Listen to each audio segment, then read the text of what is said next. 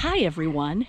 Today we are at the Maso Dam, and this dam was built during the 40s by the military for drinking water to this surrounding area. However, it was not a good spot for drinking water. They closed it, I think, in 1951 for drinking, but it's a little reservoir here. And way over there, we just saw two Blackmoorhens, which are endangered species in Guam. This is my first time to even catch a glimpse of them, so that's pretty cool. Oh, there's some right there. There's a blackbird right there. I know it's probably hard to see on the GoPro because it's so wide angle, but this is a little fishing pier. This is my first time to come. Now this little reservoir, they dug it out in 2010 because it had silted in, and they built all this stuff for people to bring their kids and come down and go fishing. So, little pond here with the fish that live. The wild fish are kind of like bass. Ooh, watch out. Some plywood there. Yeah. The fish are kind of like bass that live here. There's tilapia and another kind of fish. So yeah, they built this right after the war for drinking water.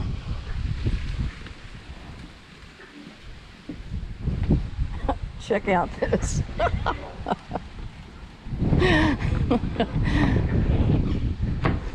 Oh, there's fish. It's kind of small. There's some fish in there. Something made a squawking sound over there. So anyway, this is the home of the moorhen. It's still sitting on the rock over there. It's right over there. There's a little dark spot at the other end of the pond. Well, that's all for now. Okay, so this is the overflow for this dam. The dam's over there. And pretty cool. However, there is a sinkhole over here on the face of the dam. Hopefully this won't cause any problems at some point. Right there. But I don't think there's that much water in this dam. Now, right, the place where you turn in here from the Nimitz Hill Road is right at the back of the Veterans Cemetery in PT. Now the road is not really great to use on a low clearance car, so I didn't bring my car. Okay, here's the road going out. There's some high center places.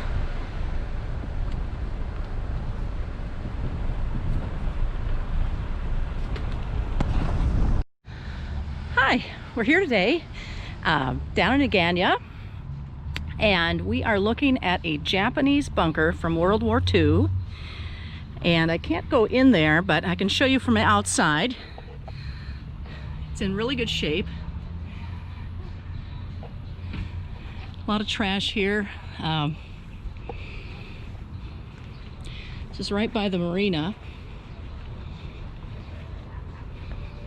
Looks like there actually might be somebody living inside this one. So this is the little marina here in Agana, and I'll go to the other side and show you just a minute. Okay, here's the other side of it. There's a hole here for the machine gun. There's a lot of bushes around this.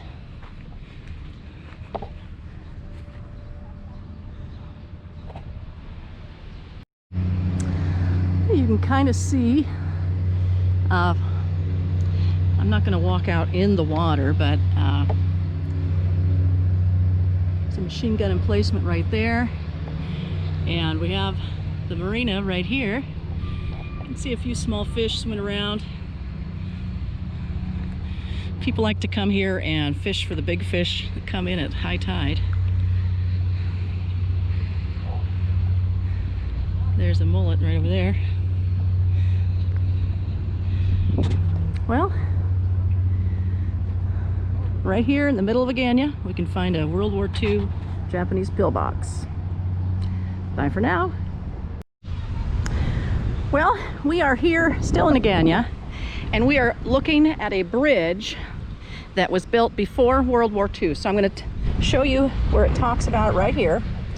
The San Antonio Bridge was built over the Agana River in 1800 by the Spanish governor Manuel Muro and dedicated to San Antonio de Padua. The bridge is a good example of the Spanish stone construction of the 19th century.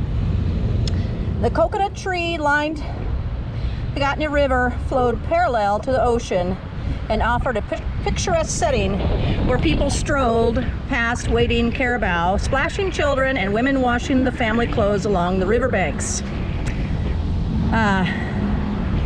So the Agana River used to flow here, and after World War II, this whole village was bulldozed because it was in ruins. There's only a few houses that survived the war, which includes that one right there. Of course, that has been remodeled, but it survived the war. And here we are. This is the bridge built in 1800. And this is called a flame tree.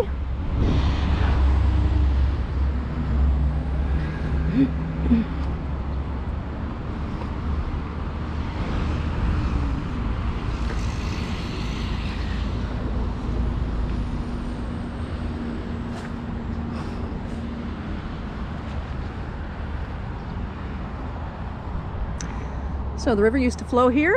I'm not sure what that little house is over there. That little opening. Okay, I'm just walking beside the bridge now. A lot of vines growing over it.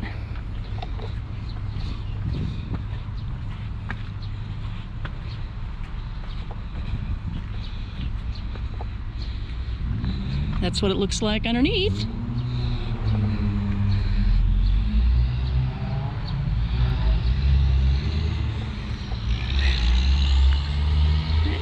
What's this over here?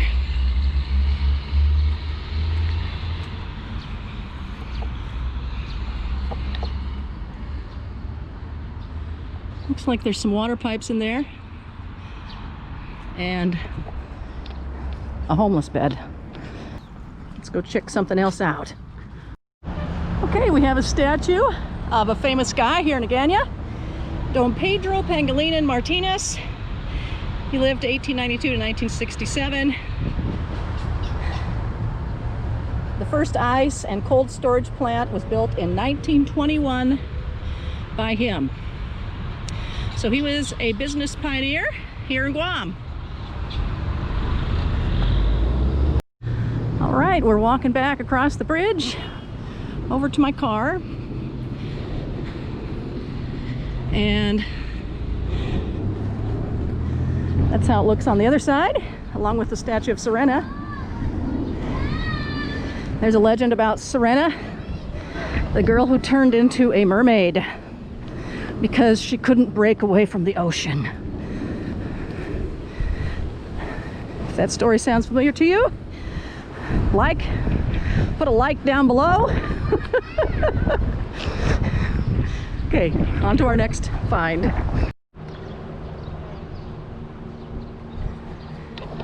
This is one of the historical pre-war houses that survived the war in Guam. It's called the Luhan House. It's over 100 years old and is one of the few structures in Agana to have survived World War II. Listed on both the Guam and National Registers of Historic Places since 1977, it was one of the first modern buildings on Guam. It is also important for its architecture, features, and its association with the influential Guam Institute. The Guam Preservation Trust undertook its rehabilitation in 2010 and celebrated its centennial and reopening in July 2011. Built in 1910 to 1911, the Luhan House was the vision of a young Chamorro, Jose Pangilinan Luhan. This was his first project and was involved in many other of the buildings in Guam. Okay, it has the Spanish influence, and it was a institute, a private school from 1928 to 1941 under its founder, Nieves M. Flores. Many Guam Institute scholars became prominent island leaders, including Senor Luhan, Bishop Flores, District Court Judge Cristobal Duenas, and Island Court Judge Joaquin Perez. Okay, so that was built before World War II, and it's been redone, remodeled. Looks pretty nice.